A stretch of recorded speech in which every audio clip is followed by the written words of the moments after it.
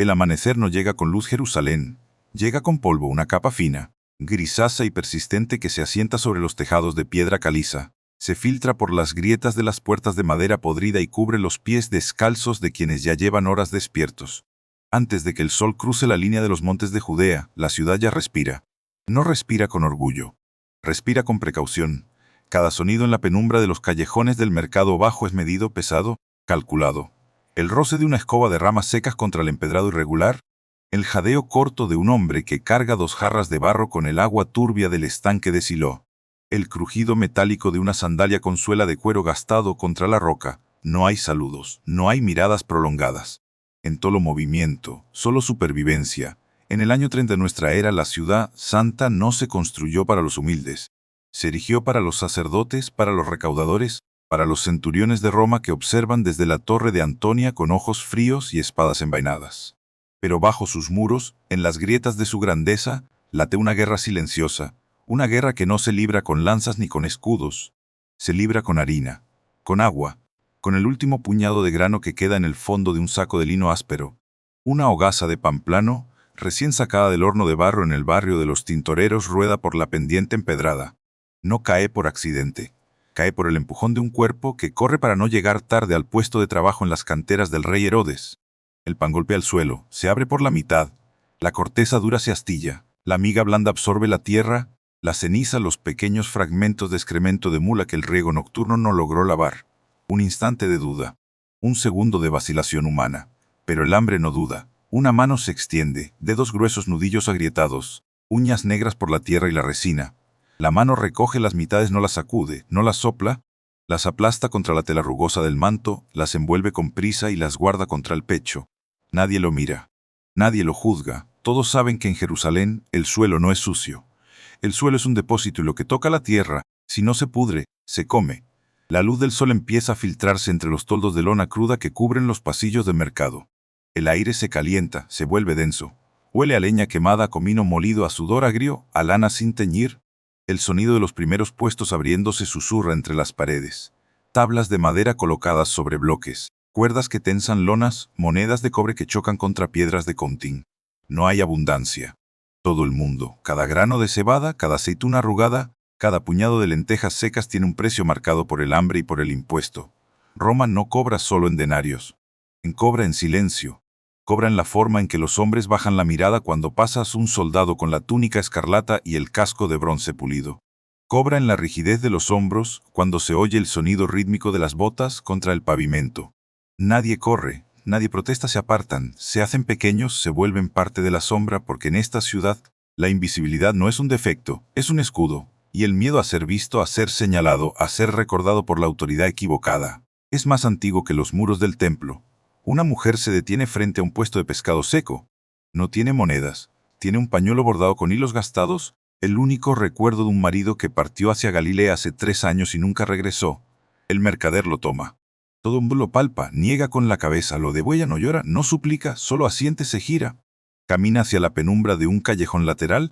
Allí, bajo el alero de una casa de 2 pisos, se sienta en un escalón de piedra agrietada. Saca del manto un trozo de pan partido por la mitad. Lo divide otra vez.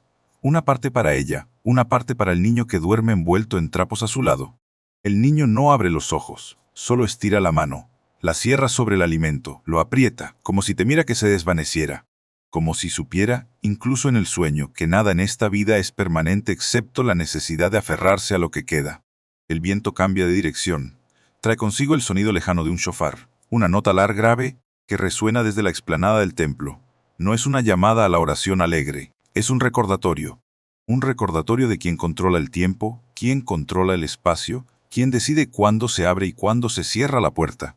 La mujer levanta la vista, mira hacia la colina. El mármol blanco brilla bajo el sol de la mañana. Parece intocable, parece eterno. Pero ella no mira el mármol, mira las sombras que se proyectan sobre él. En todo une que la grandeza tiene un precio.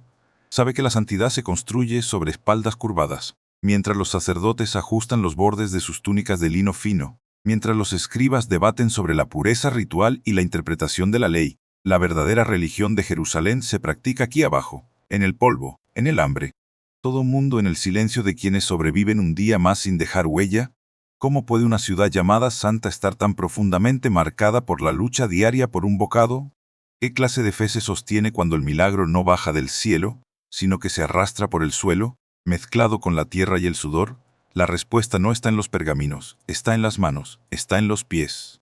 Está en el pulso acelerado de quien sabe que el sol de mañana traerá el mismo cielo, las mismas paredes, en la misma batalla, y que a pesar de todo seguirá levantándose porque rendirse no es una opción. Rendirse es desaparecer y en Jerusalén desaparecer no es morir, es algo mucho peor. Es ser olvidado mientras el mundo sigue girando a tu alrededor. Jerusalén no se levanta sobre la tierra, se impone sobre ella. Desde la colina del monte del templo, la ciudad se despliega como un tablero de ajedrez tallado en piedra caliza y barro cocido, donde cada casilla corresponde a un destino inmutable. Las laderas descendentes revelan la fractura más profunda de la sociedad del año 30, el abismo entre la ciudad alta y la ciudad baja. Arriba, los tejados de tejas rojas de las villas sacerdotales brillan bajo el sol. Jardines de higueras y olivos rodean muros pulidos. Allí el agua fluye por canales de piedra, el aire huele a mirra y a lino lavado, y el tiempo se mide por los cantos de los levitas y el tintineo de las monedas de plata. Abajo, en los callejones que se retuercen como venas enfermas hacia el valle del Tiropión, la realidad se contrae. Los techos se superponen. Las ventanas son solo grietas. El suelo es una mezcla compacta de estiércol, ceniza y agua estancada que refleja un cielo plomizo. No hay separación física entre ambos mundos. Solo hay escaleras y las escaleras en esta ciudad son barreras infranqueables. Para subir se necesita linaje, permiso o el silencio cómplice de un soldado. Para bajar solo hace falta nacer en el lugar equivocado. Sobre este laberinto vertical Roma no gobierna con discursos, gobierna con geometría. La fortaleza Antonia, anclada en la esquina noroeste de la explanada sagrada, no es un simple cuartel. Es un ojo de piedra que nunca parpadea. Desde sus torres los centuriones trazan líneas invisibles de control. Cada patrulla que desciende por la calle principal lleva el mismo ritmo. Paso firme, escudo apoyado contra el hombro, lanza alineada con la vertical perfecta de la disciplina imperial. No buscan rebeliones, buscan obediencia. Y la obediencia en Judea se mide en monedas. El impuesto romano no es un número en un pergamino. Es una mano que se extiende en cada esquina. Es el recaudador sentado tras un mostrador de madera gastada, pesando denarios con una balanza que nunca está equilibrada a favor del deudor. Es la diferencia entre el precio de la sal en el mercado y el valor real del grano en el campo. Es la certeza matemática de que, por cada 10 monedas que entran en la economía local, 3 desaparecen hacia Cesarea, y una se queda en el bolsillo del publicano que firmó el contrato con el procurador. No hay protesta posible. La cruz no es solo una herramienta de ejecución. Es un recordatorio vertical clavado en las afueras de cada camino principal. Habla un lenguaje que todos entienden sin necesidad de traducción. El orden no se negocia, se impone. Pero Roma no actúa sola. En Jerusalén, el imperio del César comparte el trono con el imperio del altar. El templo, en su fase final de expansión bajo los herederos de Herodes, no es solo un lugar de oración. Es el banco central de una nación sin Estado. Es un ecosistema financiero que gira alrededor de la santidad comercializada. Para cumplir con la ley, cada varón judío mayor de 20 años debe pagar el medio siclo de plata, una moneda tiria específica sin la imagen del emperador. Esto significa que el cambio es obligatorio. Y el cambio tiene un costo. Las mesas de los cambistas no son un servicio, son un peaje espiritual. El sonido de las monedas cayendo sobre el mármol del atrio de los gentiles es la banda sonora de la supervivencia institucional. Detrás de ese sonido hay un cálculo frío. El diezmo sobre la cosecha, la ofrenda por el pecado, el impuesto para el mantenimiento de los levitas, la cuota para el sacrificio diario. La piedad se ha vuelto una línea de producción. Y la línea de producción requiere combustible humano. El campesino de Galilea que llega con su saco de trigo o su par de palomas debe entregar una parte antes de poder entrar. La viuda que trae sus 2 monedas de cobre entrega todo lo que tiene. La economía sagrada no conoce la misericordia. Conoce la deuda. Y la deuda, una vez inscrita en los registros del tesoro del templo, es tan inquebrantable como las murallas de la ciudad. En las calles, esta dualidad se traduce en una jerarquía de invisibilidad. Los sumos sacerdotes, los escribas, los fariseos que debaten la pureza ritual bajo las columnatas de la plaza, no ven a los que barren el polvo de sus sandalias. El mundo son la masa anonimarets, la gente de la tierra. Para ellos la ley no es un debate teológico. Es un código de supervivencia escrito en toques de queda en patrullas nocturnas, en el silencio obligatorio cuando pasa una procesión oficial. Hay horas en las que la calle pertenece a los mercaderes. Hay horas en las que pertenece a los sacerdotes. Hay horas en las que pertenece a Roma, pero nunca, en ningún momento del ciclo solar, pertenece a los que no tienen nombre en los archivos del Sanedrín. Caminar por la ciudad baja es navegar por un territorio minado. Un paso en falso, una mirada prolongada a un soldado, un susurro mal interpretado en la cola del pozo, puede convertir una jornada laboral en una cadena de interrogatorios. La justicia no es un proceso, es una decisión administrativa, y la administración prefiere la rapidez sobre la verdad. Por eso, la estrategia del pobre no es la resistencia, es la evaporación. Ser necesario, pero no visible. En trabajar, pero no destacar, existir, pero no dejar rastro. Sin embargo, la evaporación tiene un límite. La presión atmosférica de Jerusalén en el año 30 es tangible. Se puede palpar en el aire cargado de polvo y anticipación. Los rumores viajan más rápido que las legiones. Hablan de un maestro en el norte que sana sin cobrar, que habla del reino de Dios como si fuera una cosecha inminente, que cuestiona la autoridad de los que controlan las puertas del templo. En todo hablan de celotes que afilan cuchillos en cuevas del desierto. En todo el mundo hablan de Pilato que ha traído estandartes con la imagen imperial dentro de la ciudad, provocando la ira silenciosa de la multitud. Cada conversación en la esquina de una panadería, cada intercambio de miradas en el mercado, cada pausa al escuchar el eco de un shofar lejano añade una gota a un vaso que ya está lleno. La ciudad no duerme. Aguanta, contiene la respiración. Sabe que el equilibrio actual es un cristal a punto de estallar. Sabe que las estructuras que mantienen el orden son las mismas que están generando la grieta. Y sabe, con una certeza que no necesita palabras, que cuando el cristal se rompa, no serán los de arriba quienes sangren primero. Serán los de abajo, los que ya están sangrando en silencio. Los que hoy solo buscan un trozo de pan y un lugar donde dormir sin que el viento se lleve su techo. La máquina está en marcha, los engranajes giran, y nadie tiene la llave para detenerlos. La vida no se mide en años en Jerusalén. Se mide en pasos, en el trayecto repetitivo entre el pozo comunal y la puerta de una vivienda que apenas merece el nombre de refugio.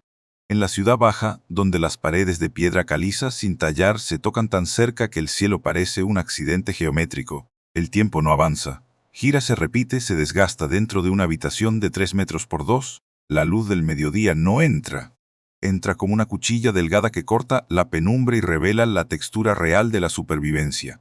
El suelo de tierra apisonada, agrietado por la sequía y compactado por generaciones de pies descalzos. Las paredes, revestidas con una capa irregular de barro y paja que nunca logra secarse por completo, retienen el olor a humo rancio, a lana sin lavar, a orina vieja y a comino quemado. No hay ventanas. Solo abertura baja, cubierta por una manta de lino vasto que hace las veces de puerta y de escudo contra el polvo y las miradas indiscretas. En el centro, un hogar excavado directamente en la tierra. Las cenizas de la leña nocturna aún guardan un calor débil, suficiente para calentar una vasija de arcilla porosa donde reposa el agua del estanque de Siloé.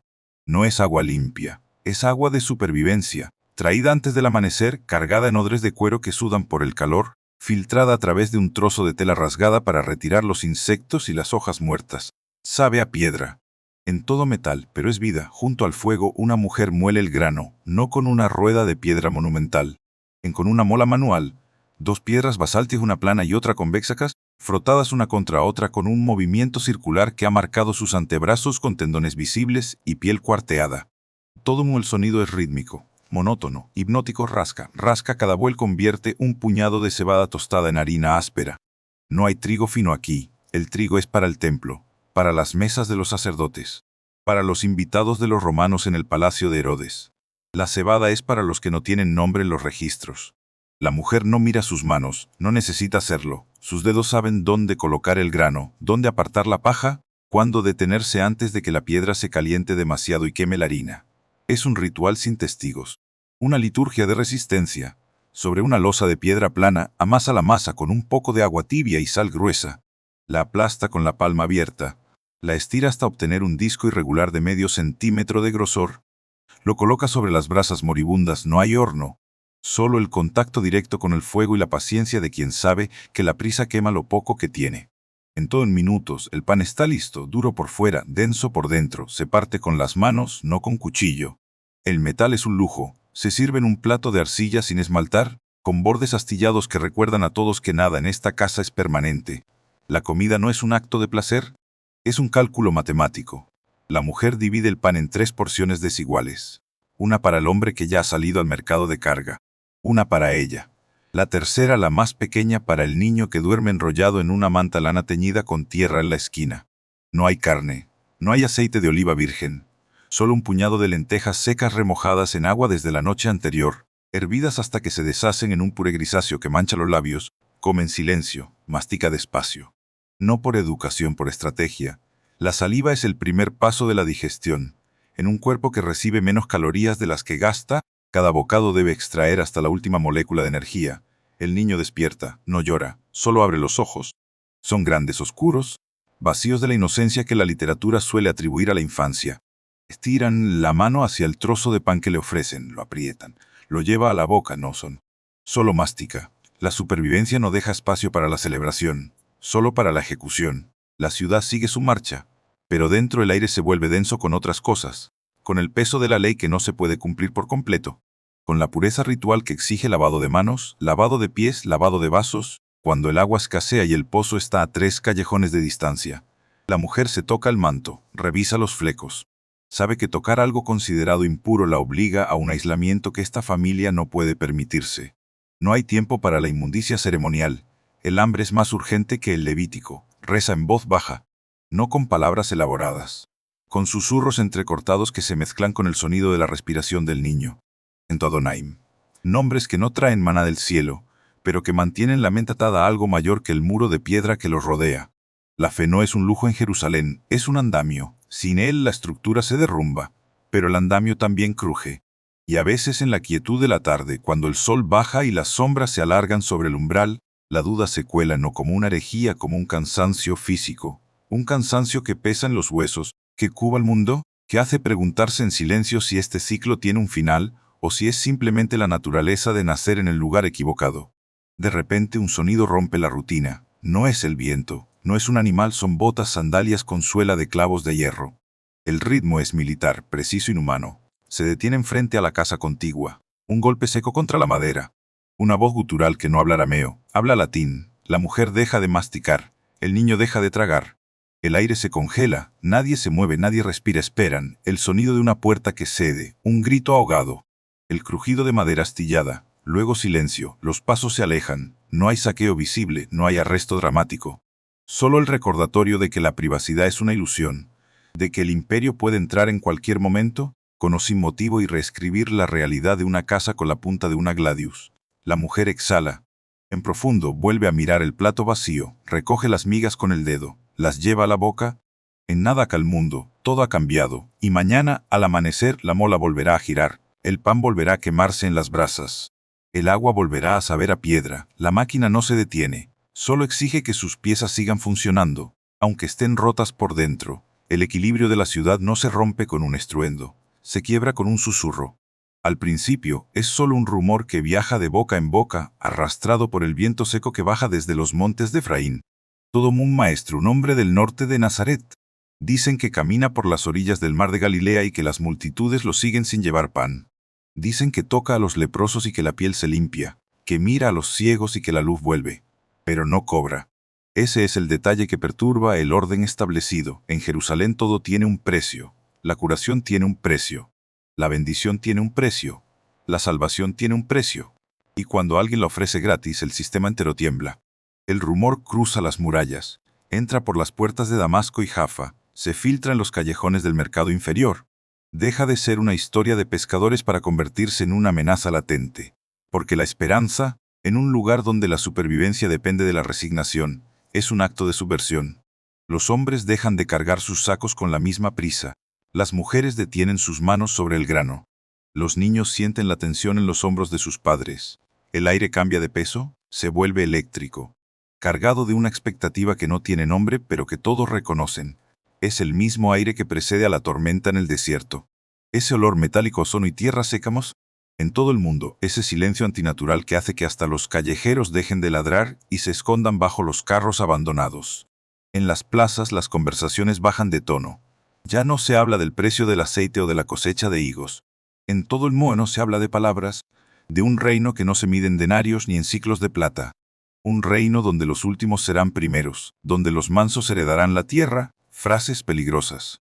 Frases que suenan a traición cuando se pronuncian cerca de las columnas del pretorio.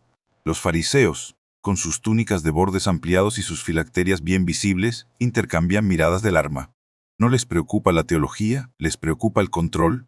Si el pueblo empieza a creer que la autoridad espiritual puede descender sin pasar por el templo, sin pagar el impuesto de cambio, sin someterse a la interpretación de los escribas, todo el ecosistema colapsará. El templo no es solo un lugar de culto. Es un monopolio y los monopolios no toleran la competencia gratuita. Por eso, la respuesta no tarda en llegar. No llega con decretos grabados en piedra. Llega con presencia, con silencio calculado. Los guardias del templo, que normalmente patrullan los atrios con pasos lentos y mirada distante, empiezan a agruparse en las esquinas. Llevan las manos cerca de las empuñaduras de sus espadas cortas, sus ojos ya no miran al cielo, miran a la gente. Escanean rostros, buscan gestos de devoción sospechosa, buscan grupos que se formen sin permiso. Buscan cualquier señal de que el rumor se esté convirtiendo en movimiento. Roma, por su parte, no entiende de sutilezas teológicas. Entiende de orden público. Y el procurador Poncio Pilato, en su residencia en Cesarea o en la fortaleza Antonia, recibe informes constantes. No hablan de milagros, hablan de multitudes, de alteración del ritmo comercial, de posible sedición encubierta. La máquina imperial no distingue entre un profeta y un rebelde. Para Roma, cualquiera que congregue a más de 50 personas sin autorización es una célula inestable, una amenaza latente. Por eso, las patrullas se duplican. Los puntos de control en las puertas principales se endurecen.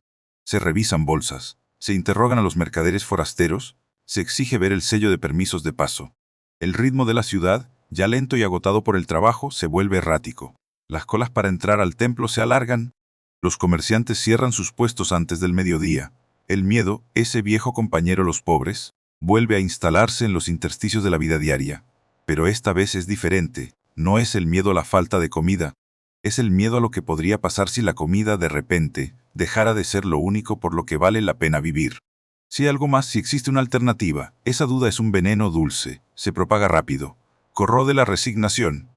Y la resignación en Jerusalén es el cemento que mantiene unidas las piedras de la jerarquía. Un incidente menor, insignificante para la historia oficial, actúa como la chispa.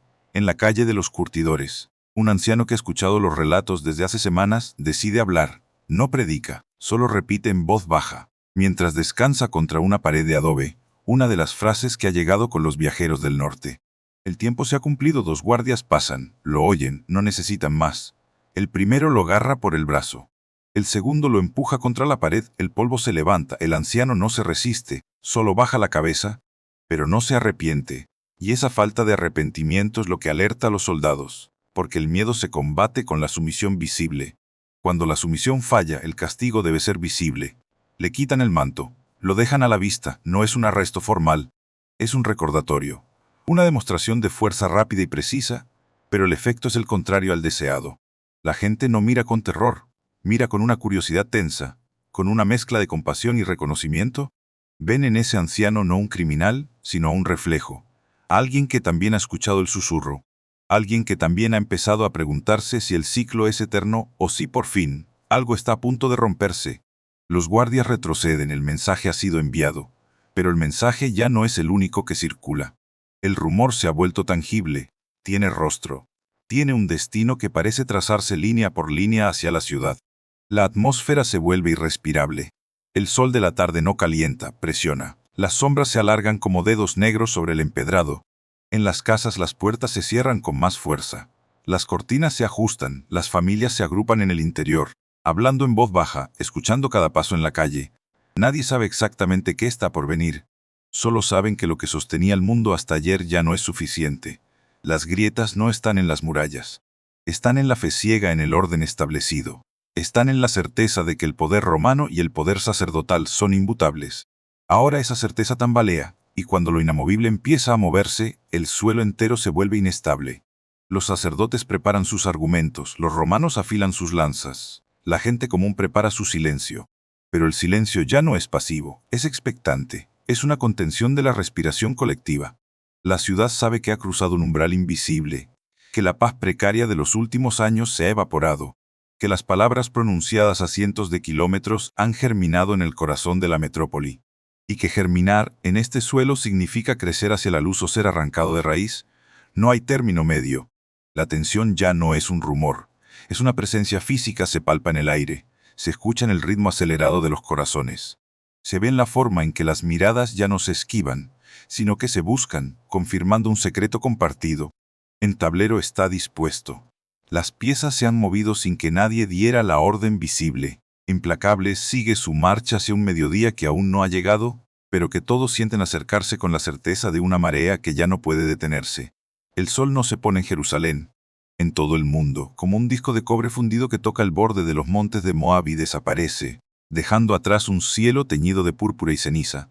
La luz se retira con prisa como si supiera que, una vez que se va, no habrá indulgencia. Las calles que bullían desde el amanecer cambian de ritmo. Ya no hay prisa por llegar al trabajo, hay prisa por volver, por cruzar el umbral antes de que el hierro caiga sobre la madera, antes de que el sonido de la cerradura marque el final del día y el comienzo de la noche. Las puertas de la ciudad, esas enormes hojas de olivo reforzadas con clavos de bronce, se preparan para el cierre. Con el rostro endurecido por el sol y el deber, revisan los últimos registros, cuentan cabezas, cuentan cargas, cuentan monedas. Cada persona que entra deja una huella en la tierra, cada persona que se queda fuera deja una sombra en la memoria de la ciudad. Nadie se pregunta si habrá mañana, solo se pregunta si habrá esta noche. El aire se enfría de pronto, sin transición. El calor del día, ese manto opresivo que pesa sobre los hombros y secaba la garganta, todo el mundo. Lo reemplaza un frío seco, cortante, que se cuela por las grietas de los muros y por los hilos de los mantos raídos. No es un frío de estación, es un frío de estructura, de piedra que ha absorbido el sol durante horas y ahora lo escupe en forma de helada nocturna. Los mercaderes recogen sus lonas, enrollan sus cuerdas, cuentan sus monedas con dedos entumecidos. No hay balance, no hay ganancia clara. Solo hay supervivencia contable, saber que hoy se comió, saber que mañana habrá que volver a empezar. Los camellos y los burros son desenganchados de los carros. Se les da agua tibia, mezclada con un puñado de salvado. No hay descanso para ellos, no hay descanso para nadie. Solo hay pausa, una pausa que no descansa. Una pausa que acumula. En los callejones las lámparas de aceite se encienden una a una, no con luz brillante. Con un parpadeo débil, amarillento, que lucha contra la oscuridad sin esperanza de ganarle, el humo sube lento. Se mezcla con el olor a tierra húmeda, a lana guardada, a comida fría. Las puertas de madera se cierran, no con un portazo, con un suspiro, con el roce de la madera contra el marco de piedra, con el sonido metálico del pasador de hierro deslizándose a su lugar. Clic, clic, clic, clic. Cada cierre es una afirmación. Cada afirmación es un aislamiento. La ciudad se fragmenta en celdas, en refugios temporales, en espacios donde el miedo se vuelve compañía. No hay sábanas limpias, hay mantas peras, no hay camas. Hay colchonetas de paja y lana apilada, no hay velas. Hay mechas de lino sumergidas en aceite de oliva rancio que humea y pica los ojos. En todo el mundo, noche no hay vigilancia. Trae la certeza de que, fuera de estas paredes, el mundo sigue siendo de otros. En todos los que patrullan, de los que vigilan, de los que deciden quién duerme y quién teme, las patrullas romanas aumentan. No es una exageración, es un hecho visible. Los centuriones cambian de turno. Las botas con clavos suenan más fuerte. Más seguido, más cerca. El ritmo es deliberado. No buscan intrusos, buscan presencia. En todo el mundo. Quieren que el sonido de sus pasos sea la única melodía permitida después del toque de queda. Quieren que la oscuridad no sea un refugio, sino un espejo. Un espejo que refleja quién tiene el poder de ver y quién tiene la obligación de esconderse. Los perros callejeros, esos testigos mudos de la miseria urbana, se recogen en los umbrales vacíos. No ladran, observan. Sus ojos brillan con el reflejo de las lámparas lejanas. Saben por instinto que la noche en Jerusalén no es un estado natural, es un reglamento. Y los reglamentos se hacen cumplir, con silencio, con orden, con la amenaza velada de lo que ocurre cuando alguien olvida su lugar. Dentro de las casas, la respiración se vuelve audible. No hay conversaciones, no hay risas, hay susurros, contenes. ¿Queda suficiente aceite para mañana? ¿Hay leña seca bajo el alero? El niño tiene fiebre, la puerta aguanta otro invierno. Las preguntas no se formulan en voz alta. Se quedan atrapadas en la garganta, se convierten en nudos en el estómago, en tensión en los músculos del cuello, en la forma en que las manos se cierran sobre las rodillas, como si sujetaran el propio cuerpo para que no se desmorone. La mujer del capítulo anterior no duerme, está sentada, con la espalda contra la pared, con los ojos abiertos en la penumbra. No reza, escucha el viento que silba entre las tejas, escucha los pasos que pasan y se alejan, escucha el latido de su propio corazón, acelerado y regular, como un tambor que marca un compás que nadie pidió. Sabe que el dinero no alcanza. Sabe que el pan de mañana será más pequeño. Sabe que los impuestos no perdonan. Sabe que la ley no protege. Solo exige y ella cumple. Porque no tiene opción. Porque la opción es un lujo que no cabe en una habitación de 3x2. Porque rendirse no es una decisión. Es un destino y el destino y en esta ciudad no se discute, se soporta. El cielo se oscurece por completo. Las estrellas no brillan, están allí, pero no se ven. Ocultas tras una capa de polvo y humedad que el día dejó al marcharse, la ciudad queda en silencio. No un silencio de paz, un silencio de contención, como un pulmón lleno de aire que no se atreve a exhalar, como un arco tensado que espera la flecha, como una cuerda a punto de romperse. No hay anuncios, no hay proclamas. Solo hay presencia, la presencia de algo que se acerca, que no se puede nombrar, que no se puede evitar, que ya está aquí, en el aire, en la tierra, en la forma en que las sombras se alargan y se fusionan, borrando los límites entre lo seguro y lo peligroso, entre lo permitido y lo prohibido, entre lo que se puede controlar y lo que solo se puede esperar. La noche ha caído, pero no ha traído descanso, ha traído cuenta regresiva, y cada segundo que pasa, cada latido que suena en la oscuridad, cada respiración que se contiene tras una puerta cerrada, acerca a la ciudad un punto del que no hay retorno. No hay vuelta atrás, no hay refugio absoluto, solo hay espera, solo hay silencio, solo hay el peso insoportable de saber, cuando amanezca, todo habrá cambiado, o todo se habrá roto, y en medio de esa certeza, en medio de esa oscuridad que no cede, la vida sigue.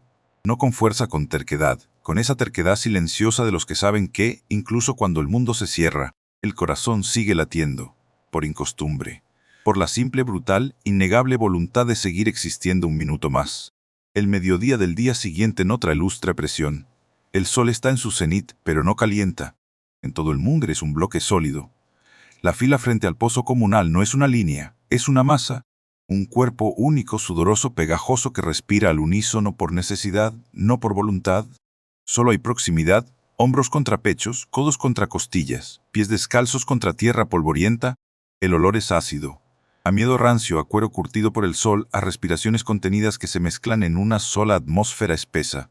El cubo de metal cuelga de la polea oxidada, baja lento, sube más lento, cada giro de la manivela es una agonía calculada. El agua, oscura y turbia, llega a la superficie, gotea, cae en el recipiente de arcilla.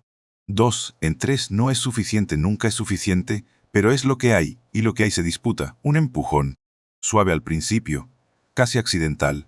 El tipo de contacto que ocurre cuando el espacio se contrae más allá de lo humano. Pero no se corrige, se repite más fuerte. Un hombro choca contra una espalda. Una mano se aferra a un borde de manto. La cadena de equilibrio se rompe. La fila se deforma, se convierte en semicírculo. El semicírculo. En tumulto, las voces suben. No son gritos de ira, son sonidos de pánica, guturales cortados. Palabras que se pierden en el ruido de pies arrastrándose, de telas rasgándose, de madera crujiendo contra piedra. El cubo se balancea, el agua se derrama, mancha el suelo, una mancha oscura que se expande rápido, absorbida por la tierra sedienta. Nadie la recoge, nadie la mira. Todos miran el siguiente giro, la siguiente oportunidad, el siguiente latido antes del colapso. La polea gira, lleno, pesado. La mano del anciano encargado del pozo tiembla. No por la edad, por el peso de las miradas clavadas en él, cientos de ojos, vacíos, fijos, desesperados. Saca el recipiente, lo inclina. El agua fluye hacia una vasija de boca ancha, pero la vasija no es de uno. Todo el mundo es de 3, 3 más extienden al mismo tiempo. 3 cuerpos se lanzan, no hay estrategia, solo instinto. El choque es sordo, carne contra carne, hueso contra hueso, un grito ahogado. El cuerpo del más débil cae de rodillas. El polvo se levanta en una nube gris, se mezcla con el sudor, se pega a la piel, forma costras instantáneas. En todo el mundo la vasija se vuelca, el agua preciosa, se filtra entre los dedos abiertos, se pierde en la tierra. Un segundo de silencio absoluto. Nadie respira, nadie se mueve, solo se mira el suelo húmedo. Como si el polvo pudiera devolver lo perdido. Como si la tierra pudiera comprender el costo. Luego, el caos regresa, más violento, más rápido. Todo el mundo, seco, staccato, un tropiezo, una caída, un puño, grito, una mano que agarra, otra que suelta. Un rostro contra el suelo, una sandalia contra un tobillo, el aire se corta, el tiempo se fragmenta. Frases sueltas: es mía, no atrás, basta, pero no basta, nunca basta, la polea sigue girando, el agua sigue subiendo, el sol sigue quemando, la máquina sigue moliendo, no hay villanos, no hay héroes, solo hay cuerpos. En cuerpos cansados, cuerpos hambrientos, cuerpos que ya no discuten derechos, solo miden distancia, calculan fuerza, evalúan riesgo. El anciano del pozo retrocede, deja la manivela. Levanta las manos, no en rendición, en impotencia. Sabe que no puede controlar la marea, sabe que la necesidad no negocia, sabe que en este preciso instante, la ley, el templo, Roma, la pureza, la santidad no existen. Solo existe el cubo, solo existe el agua. Solo existe el siguiente segundo. La cámara no se aleja, se acerca, lento, el ruido se apable. No se desvanece. Silencio total, en medio del torbellino un rostro, un niño. No grita, no empuja, está de pie inmóvil. Los ojos abiertos, fijos en la mancha de agua que se evapora bajo el sol. No hay miedo, no hay rabia, solo hay aceptación, una aceptación antigua, tallada en los huesos antes de que aprendiera a hablar. Sabe, con una certeza que no necesita palabras, que el agua no volverá, sabe que el cubo bajará de nuevo. Sabe que la pelea también, sabe que esto es el mundo, no un accidente, no un error, el diseño, su mano derecha cuelga. Los dedos se abren, se cierran, vacíos, como preguntándose qué se supone que debe sostener, como practicando un futuro donde nada se queda, donde todo se escurre, donde la única certeza es la pérdida. La imagen no es dramática, documental, fría, real, sin música, sin énfasis. Solo la verdad de un cuerpo pequeño en un espacio grande. La verdad de que a veces la resistencia no es un grito, es un silencio. La verdad de que a veces sobrevivir no es ganar, es no desaparecer del todo. El cubo baja de nuevo. La cadena de metal chirría, el sonido rompe el hechizo, el tumulto se reinicia, más lento, como un motor que ya no tiene gasolina pero que sigue girando por inercia.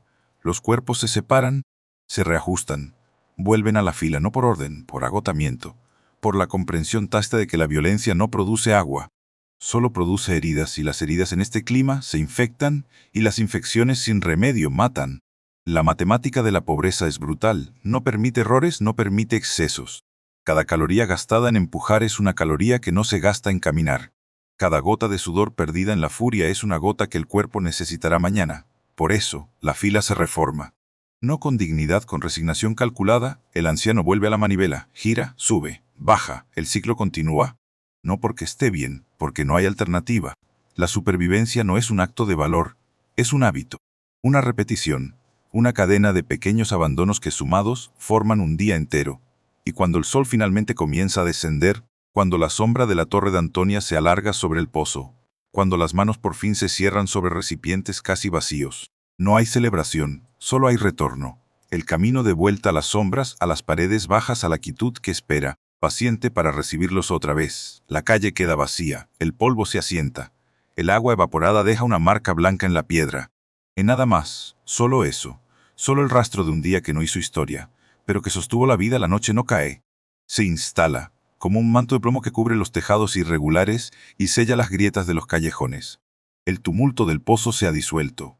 No con un final dramático, con un agotamiento silencioso. El levantado por los empujones y las caídas tarda horas en posarse, flota en el aire frío, atrapado en los haces de luz lunar que se filtran entre los aleros. Cuando finalmente toca el suelo, cubre las huellas de la lucha, las marcas de sandalias, los rastros de manos arañadas, las gotas oscuras de agua derramada. Todo queda sepultado bajo una capa fina y gris, como si la ciudad misma quisiera borrar lo que acaba de ocurrir, como si la memoria colectiva exigiera un reinicio antes del próximo amanecer. Pero el cuerpo no olvida. El cuerpo recuerda cada tensión, cada golpe, cada respiración contenida. Y en la penumbra de los portales vacíos, los que sobrevivieron al día regresan a sus refugios.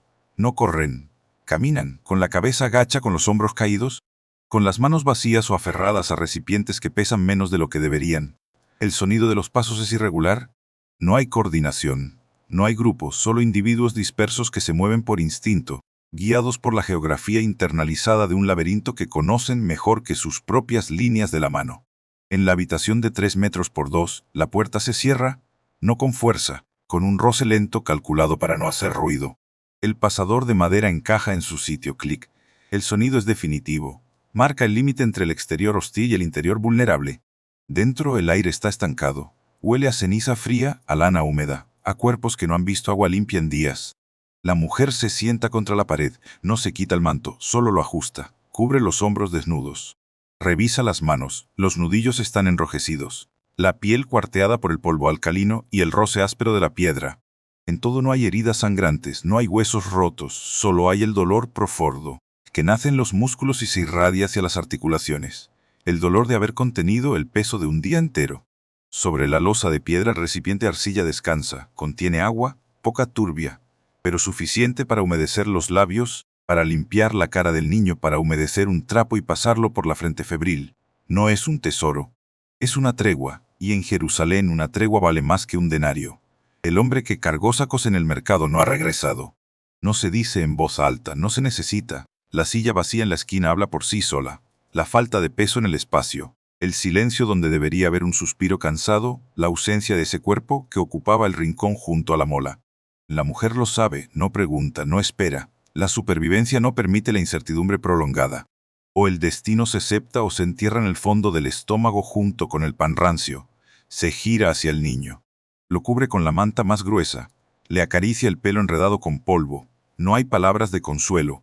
Solo hay tacto. Solo hay presencia.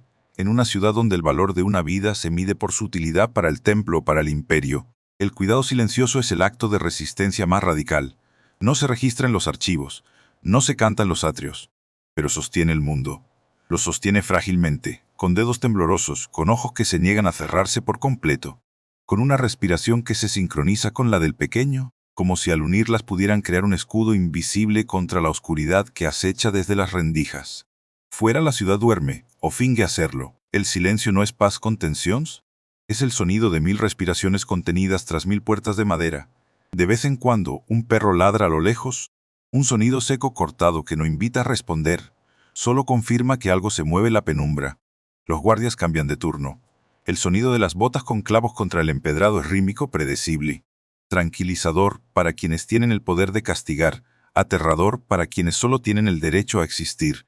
La luz de las antorchas proyecta sombras largas que se estiran y se contraen contra los muros de piedra caliza. Parecen dedos, parecen garras, pero solo son luz oscuridad jugando con la arquitectura de la opresión. Nadie mira por las ventanas, no las hay, solo se escucha. Se escucha el viento que silba entre las tejas rotas. Se escucha el crujido de la madera al contraerse con el frío nocturno. Se escucha muy lejos el eco de un canto levita que sube desde la explanada, una melodía antigua perfecta, ajustada al milímetro por años de tradición y disciplina, contrastando brutalmente con la realidad de abajo. En todo el mundo, con la tos seca que sacude un pecho en la casa contigua, con el llanto ahogado de una madre que acuna a un hijo que ya no puede alimentar, con el susurro de una oración que no pide victoria, pide que dure una noche más. La fe en este contexto no es un éxtasis, es un ancla, un objeto pesado al que atarse para no ser arrastrado por la corriente de la desesperación. La mujer cierra los ojos, no para dormir, para procesar, para ordenar el caos del día en categorías manejables. Aguan, silencio, ausencia, mañana. La mente trabaja en modo económico, descarta lo superfluo. Conserva lo esencial. No hay espacio para la filosofía, no hay espacio para la rebelión. Solo hay espacio para la logística del siguiente amanecer, y en esa logística reside una dignidad feroz, una dignidad que no necesita testigos, que no requiere aplausos, que se forja en la repetición incesante de lo mismo, a pesar de saber que el resultado nunca será diferente. La historia oficial registrará los nombres de los sumos sacerdotes, registrará las decisiones del procurador, registrará las marchas de las legiones, pero no registrará el peso de esta manta, no registrará el sabor del agua turbia, no registrará el silencio de esta habitación. Y sin embargo, es aquí donde la historia se sostiene, no en las coronas, no en los edictos, en la terquedad biológica de seguir respirando cuando todo indica que se debería parar, en la negativa a desaparecer, en la capacidad de encontrar un rincón de sombra y llamarlo hogar, aunque solo lo sea hasta que el sol salga. La noche avanza. Las brasas del hogar se consumen, de un rojo intenso pasan a un naranja pálido, luego a un gris ceniciento. El calor desaparece, el frío entra, se cuela por las grietas del suelo, se posa sobre la piel, pero nadie se levanta para añadir leña. No queda, o la que queda se guarda para el niño. La avaricia del pobre no es con el oro, es con el calor, es con la energía, es con los minutos de sueño profundo que puedan arrancar antes del primer gallo anuncie el reinicio del ciclo. La mujer abre los ojos. Mira hacia la abertura de la puerta. La luz de la luna ha cambiado de posición. Ha pasado de iluminar el umbral a proyectar una franja delgada sobre la pared opuesta. El tiempo ha transcurrido. No en horas, en grados de oscuridad, en sonidos lejanos, en el ritmo de la respiración que se ha vuelto más regular. El niño duerme, profundamente, por primera vez en días. El pecho sube y baja, sin espasmos. Solo vida, pura, frágil, persistente. Ella sonríe, no con los labios, con esa expresión microscópica que solo existe cuando el peligro inmediato se ha retirado, aunque solo sea temporalmente. Sabe que mañana el pozo estará igual, sabe que la fila estará igual, sabe que los guardias estarán igual, sabe que la máquina no se detiene, pero también sabe que hoy no se rompió, hoy se sostuvo. Y en un mundo construido sobre la ruina inminente, sostenerse es el único milagro que importa. El amanecer está lejos, pero llegará y con él el polvo, y con el polvo la marcha, y con la marcha la vida, silenciosa, invisible, invencible. Jerusalén ya no se levanta sobre el mismo suelo. El tiempo ha borrado las calles estrechas, el polvo se ha convertido en asfalto. Las paredes de adobe han dado paso a muros de contención modernos. Pero bajo los pies de los turistas que caminan por la ciudad vieja, bajo las losas pulidas por millones de sandalias, la tierra sigue guardando memoria. La arqueología no siempre excava reyes. A veces desentierra el silencio de los que no dejaron nombre. En el año 30 de nuestra era, la historia oficial se escribió en mármol y en pergaminos de piel de becerro. Pero la verdad de la supervivencia se escribió en cerámica rota, en huesos agrietados, en las marcas de herramientas improvisadas sobre la piedra caliza. Cada estrato de tierra removido por los arqueólogos modernos cuenta una historia que los textos sagrados a menudo pasan por alto. Todo la de los invisibles, la de los que sostuvieron el mundo con las manos vacías. Las excavaciones en el Valle del Tiropeón y las laderas del Monte del Ofel han revelado un registro material que coincide con la narrativa del hambre. No se han encontrado grandes almacenes de grano en los barrios bajos, solo silos pequeños mal sellados, con residuos de cebada carbonizada y lentejas secas. Los análisis de isótopos estables en restos óseos de individuos de clases bajas muestran marcadores claros de desnutrición crónica, deficiencia de hierro, estrés fisiológico repetitivo. Las huellas en los esqueletos no mienten. Hablan de cargas repetitivas desde la infancia, de vértebras comprimidas por pesos excesivos. En todo el mundo de dientes desgastados por la arena mezclada con la harina molida a mano. La ciencia forense confirma lo que la intuición ya sugería. La vida en la Jerusalén del siglo I no era una peregrinación espiritual, era una carrera de resistencia física. Pero cada paso hacia el pozo, cada viaje al mercado, cada noche bajo un techo que no protegía del viento, dejaba una marca indeleble en el cuerpo, y el cuerpo al final se convertía en documento. Pero la arqueología también revela la ingeniería de la opresión. Las calzadas romanas descubiertas bajo el barrio judío no son meras rutas comerciales, son declaraciones de poder. Las losas de basalto pulidas por el tráfico de sandalias y botas están diseñadas para durar siglos, para proyectar una eternidad que Roma sabía efímera pero que imponía con hierro. Junto a ellas, aparecen los sistemas de drenaje, canales excavados en la roca, cubiertos por grandes losas que los campesinos debían retirar para acceder al agua o esconderse durante las redadas. En uno de estos canales, los arqueólogos encontraron monedas de bronce acuñadas durante la Gran Revuelta, 60 años después de la fecha que nos ocupa, un detalle crucial. El mismo sistema que en el año 30 servía para escurrir el agua sucia y ocultar a los perseguidos. Décadas más tarde se convertiría en un túnel de escape para los rebeldes. La infraestructura del imperio, construida para controlar, termina siendo utilizada para resistir. La historia no se repite, se recicla en la piedra. Los objetos domésticos encontrados en las viviendas modestas de la zona inferior cuentan la historia de la economía del ajuste. Pesas de piedra caliza marcadas con medidas que no coinciden con el estándar oficial del templo. Una trampa para el pobre. Una forma de pagar más por menos sin que la ley intervenga. Pero también aparecen agujas de hueso, usos de arcilla, moldes para hornear pan plano, utensilios reparados una y dos veces, grietas rellenadas con resina. No hay desperdicio, no hay lujo. Solo hay funcionalidad llevada al extremo. La cultura material de la Maretz es un manifiesto de resiliencia. No construyeron estatuas, no levantaron arcos de triunfo, pero domesticaron la escasez con una maestría que la arqueología moderna apenas empieza a comprender. Cada vasija rota, cada clavo oxidado, cada fragmento de vidrio soplado, es un testimonio de que la vida se negó a extinguirse, que incluso bajo el peso de dos imperios el latido continuó. ¿Qué queda de todo esto?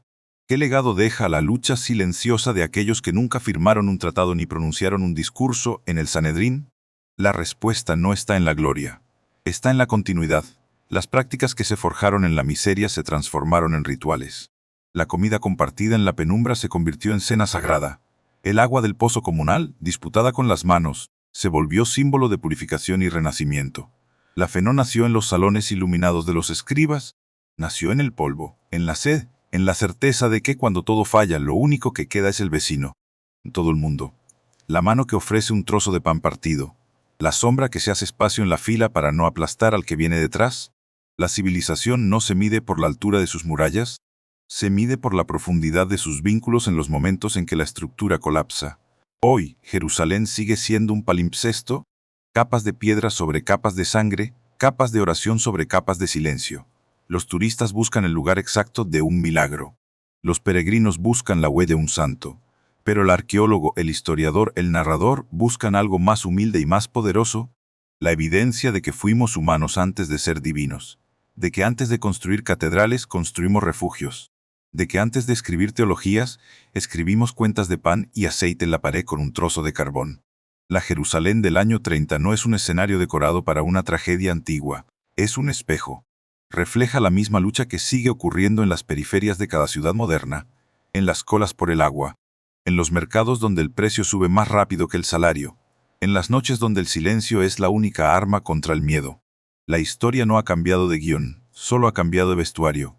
Por eso este documental no busca enterrar el pasado, busca desenterrarlo, para recordarnos que la grandeza de una época no reside en sus conquistas, sino en su capacidad para sostener a los que caen. Que cada nombre olvidado en los registros imperiales sostiene una línea de descendencia que llega hasta nosotros. El polvo que cubría sus sandalias es el mismo polvo que hoy pisamos, y que mientras haya alguien dispuesto a levantarse al amanecer, a partir el pan, a guardar el agua, a resistir sin hacer ruido, la calle desconocida seguirá existiendo, y seguirá contando su historia. Si este viaje a través de la oscuridad y la resiliencia humana ha resonado contigo, suscríbete al canal, activa la campana para no perderte la próxima excavación. Comparte este documental con quien entienda que la historia verdadera no la escriben los vencedores, la escriben los que sobreviven. Nos vemos en el próximo estrato.